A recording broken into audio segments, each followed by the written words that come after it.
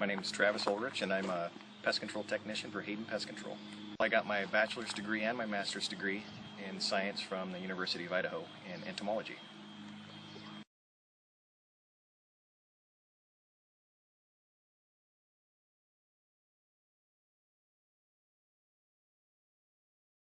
As far as science goes, when it comes to both pest control and weed control, there's a lot of aspects of science that really are integrated into the development of the chemicals and really trying to figure out exactly what chemical will work best for the job. Say, for instance, there's specific chemicals that work very well on ants but don't work well on spiders.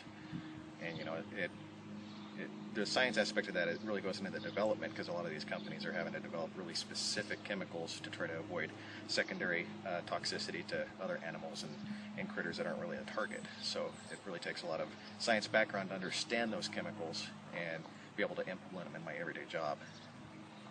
In regards to technology, there's a lot of aspects of pest control where I try to take advantage of the newest and greatest technology, whether it go from new chemicals and the way in which they work on the insects or on the weeds, and also application techniques. You know, there's a lot of technological advances that go into just determining how best to apply the chemical to where it will have the greatest effect while using as little chemical as possible.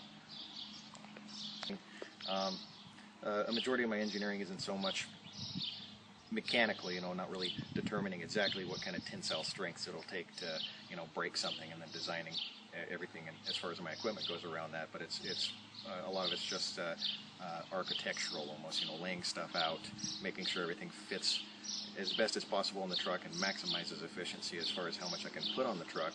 That way I'm not having to spend extra time going back to get a different truck or get a different set of tanks or anything like that. So there are some engineering aspects as far as trying to get that all to fit well and still be useful. Well, I use math every single day and through the course of my job. It's largely algebra. Like, say, for instance, the first thing we need to do is we need to determine how many gallons we use per acre.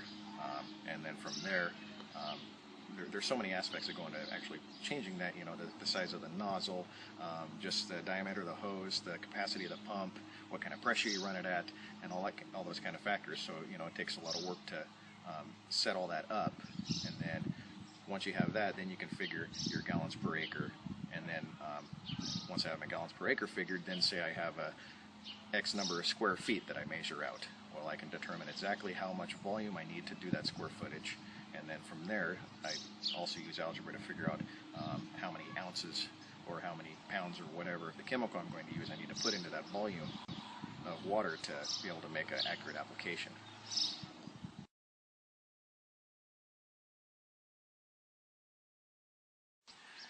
As far as classes go, I think it's really important to get a lot of your core classes in there, you know, such as the science and technology, engineering, you know, a lot of stuff that's going to be very applicable to the future. So I guess the first thing would be to determine what you think your future is going to be, and then setting yourself up for that.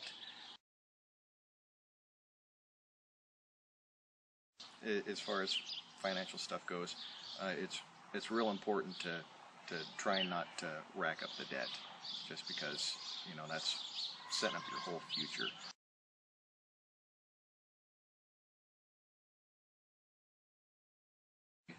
Designed 3 sets of skids. Each one of these is one skid, and I have 3 of them. A lot of companies they like to have more than one vehicle, but that's just not feasible for me.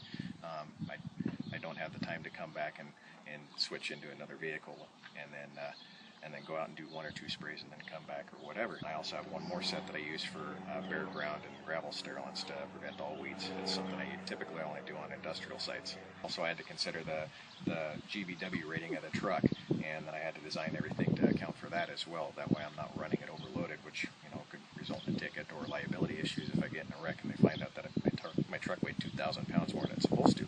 So that's all considerations you have to take into